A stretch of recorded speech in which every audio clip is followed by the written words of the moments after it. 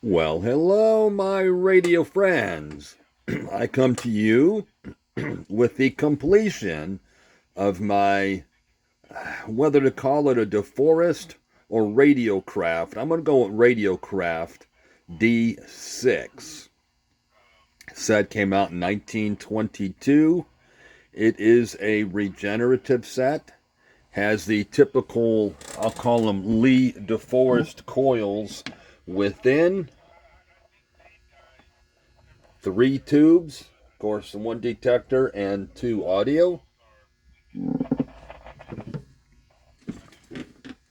It's took some finagling to learn what coils to put in, because you plug in all 3 of those coils.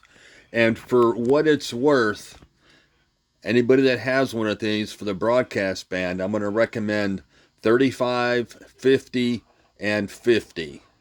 That seems to be a really good combination of coil numbers. Now, you can't experiment with the last 50 up and down a little bit, but even so, no great differences, but 35, 50, 50 seems to be a good number. Now, this set is pretty selective. It has, I'll call it decent audio quality, because it is a primitive set. Bear in mind, this came out about 1922.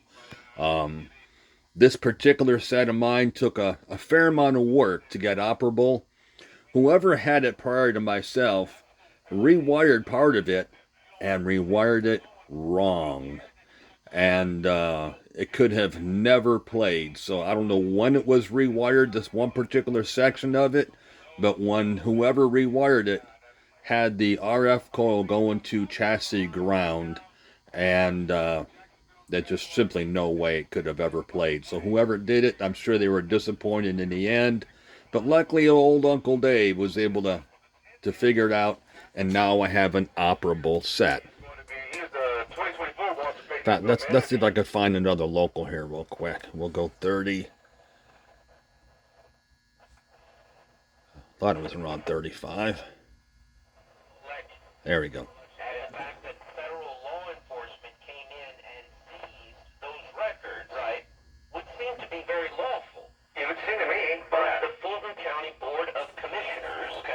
There's a local talk radio. It does tune the broadcast band, the entire broadcast band. It is rather selective, but as you can imagine, it takes some fiddling. As I come across these dials, one has to play with the 2 tuning dials and the regen and kind of play this nuance, this dance, to be able to tune and kind of get things to come in. But the locals come in pretty quickly, pretty readily. And I have to say, overall, Uncle Dave is pleased with this set.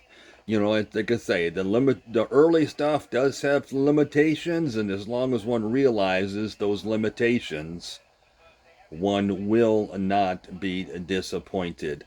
I'll say this real quick, if I may. It was originally configured for 01 tubes, the 1 amp variants. I'm using 01As.